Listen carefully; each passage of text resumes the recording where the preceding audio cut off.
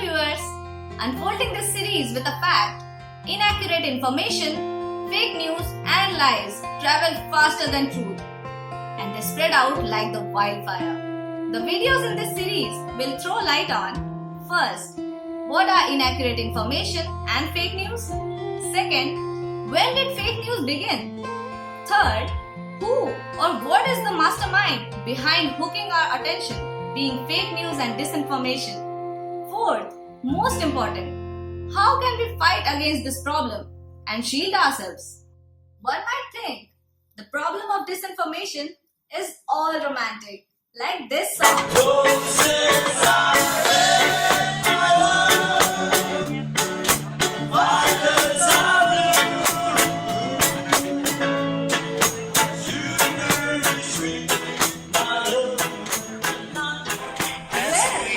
Hang on for a second. It's actually this. Roses are red, violets are blue. Step forward, Sal Franco, or I'll kill all of you. The problem of this fake news and disinformation is truly very deep, not limited to technical or psychological. It is a sociological problem and everyone has to contribute. There are n number of ways of reporting a piece of information and the psychological solution could simply be debunked, where misleads are decoded and exposed or fact-check information. Does that mean you should blindly trust the source and the problem is solved? No. The problem doesn't end there. What is the solution for society?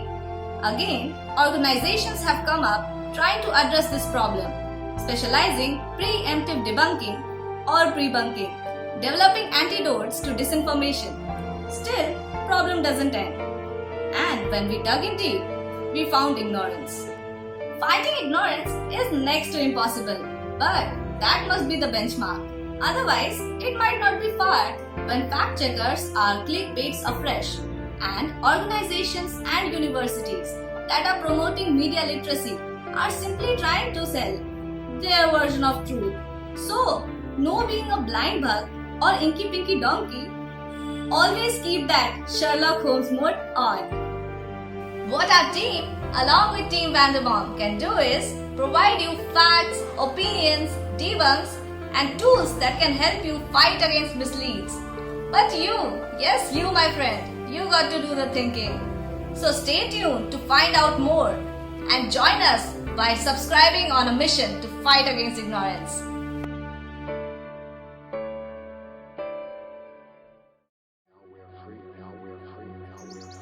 Fake news is a marginal phenomena, but the problem is real. Fake news rush echoes worry that formal forms of communication would brainwash the public. Political propaganda and media may hype these fake news, and sometimes they have severe impact and may last forever. After the shock of the 2016 US presidential election, people got obsessed with fake news. Many Americans suggested that Trump has won because of fake news and propaganda, and the term fake news overhyped. But the good news is that political scientists reveal new researches showing a sharp fall in fake news since 2016. Questions like these were bubbling. Is it the term alternative fact legitimate? It is either a truth or the false, either a fact or a fiction. Indeed, Sakshi. In fact, many experts refrain from using such terms, and I would like to quote American-Canadian cognitive psychologist Daniel Joseph Levitin here. Words matter. I don't like words like altered truth or alternative facts or fake news because I think they are just euphemisms for lies. There are no alternative facts. There are facts and there are things that are not facts. Fake news bothers me because there is no news in it, and calling it fake is a little too playful. Let's call them what they are. They are lies. Kellen Elizabeth Conway was widely mocked on social media and sharply criticized by journalists and media organizations, including Dan Rather and Jill Abramson, for using the phrase alternative fact. News is information about current events, and it is expected to be supported with evidence. Whereas fake news, aka junk news, pseudo news, are lies, hoaxes, and disinformation spread via traditional news media or online social media. They are published usually with a purpose to mislead, to damage a company, organization, or people, and or gain financially or politically, often using sensationalist, misleading, or outright formed headlines to increase readership.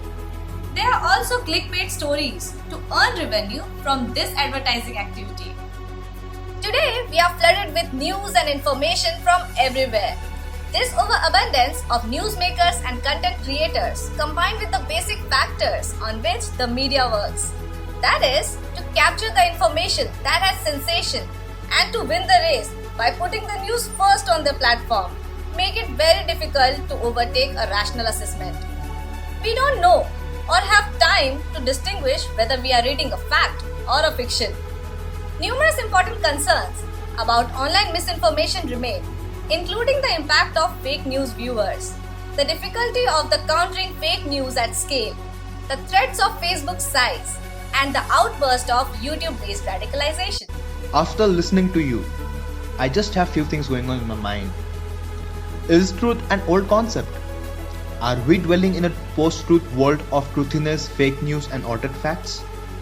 Has all the progress we have done since the scientific revolution in interpreting the world and ourselves been crushed by a crossfire of social media postings and tweets? No. Harvard University psychologist Steven Pinker observes, and I quote, "Mendacity, truth shading, conspiracy theories, extraordinary popular delusions, and the madness of crowds are as old as our species. But so is the conviction that some ideas are right and others are wrong." A quick look at history unfolds that propaganda and disinformation are nothing new. And even the habit of denying the entire nation and creating a fake country has a long pedigree. In 1921, the Japanese army staged pretended attacks on itself to justify its attack on China, and then created a fake country of Manchukuo to legitimize its conquest. China itself has long rejected that Tibet ever existed as an independent country. You see, humans have always been in the age of post-truth. Homo sapiens is a post-truth species whose strength depends on creating and believing stories. Humans evolved to believe in fiction and superstition, and I would like you to listen to my favorite physicist, Michio Kaku. There's a gene for superstition, a gene for hearsay, a gene for magic, a gene for magical thinking. And I think that when we were in the forest, that gene actually helped us. Because 9 times out of 10, that gene was wrong. Superstition didn't work. But 1 time out of 10, it saved your butt. That's why the gene is still here. The gene for superstition and magic. Humans emerged to believe in nonsense, but it's by becoming good at something wonderful to us. Science that reason can command. Ever since the Stone Age, self-strengthening myths have served to unite humans. Admittedly, humans succeeded this planet because of their unique ability to create and spread stories, and science are very new. And how can you combat something that's in the gene? Slowly, carefully, and painfully. It's a painful task, but not impossible. So, we should stop the blame game. Let us not put it on Facebook, Trump or Modi for ushering in a new and frightening era of post-truth. Let's remind ourselves that thousands of years ago, the religion and culture made us believe that the first humans were Adam and Eve, and the low-caste people were untouchables. Billions of people believe these stories, and there are no evidence or scientific proof. You see, some fake news does last forever. How dare you equate religion and culture with fake news? Sorry for equating religion and culture with fake news. Wait. That's exactly the point. And I would like to quote Yuval Harari here. When thousands of people believe some made-up story for a month or a year, that is fake news. When billions of people believe it for thousands of years, that's a religion. And in some cases, we could be prosecuted to call it fake news. Note, I would never deny the potential benevolence and importance of religion. Just the opposite, for better or worse fiction, is among the most effective tools in humanity's toolbox. Fake news is as old as gossip, but its increase has become particularly troubling in the era of social media. Research shows that fake news travel faster than true news. CBS and Nature.com. Studies show that people are concerned about the effect that fake news has in the workplace. And there are reasons. Individuals might begin to accept that they no longer need facts to support their arguments. Some may start to doubt the information altogether. They can stop listening to industry news or reports and disentangle entirely, hence showing the professional growth and improvement. Ultimately, this can damage an organization's learning culture. Fake news can influence behavior too. It prompts people to invent excuses, to dismiss others' ideas, to exaggerate the truth, and to spread a rumor. This can create a divided, troubled workplace where people are cynical and doubtful of who to trust. Misinformation can harm your organization. Invented reviews of your products or inaccurate financial updates, for example, can do serious reputational damage. Misinformation can give rise to riots and violence. We have seen mob lynchings due to misinformation, and hence, fake news can be weaponized. Remember, fake news is like a virus, and it's not a good idea to engage with them. Before I sign off, I have a piece of very good news for you. The quest for seeking the truth or fact and knowledge never gets dull. It doesn't. Actually, it's the opposite. The more you seek them, the more amazing the world seems.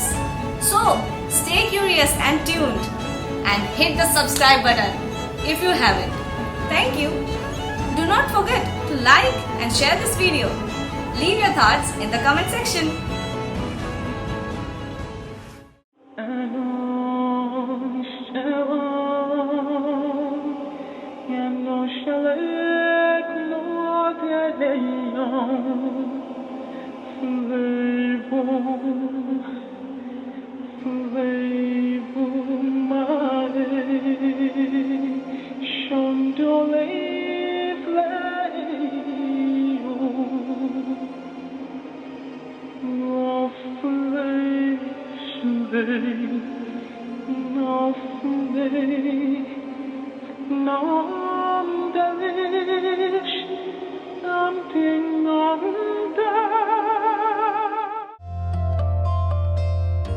In the upcoming videos in this series, we shall explore more about this problem and find out practical solutions.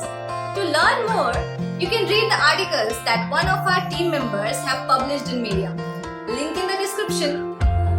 Please do suggest us on improving the channel, and do report to us if you find any inaccurate information with citations and reference. Our little team from India needs your help to help the world to maintain the integrity of information. Jai Hind.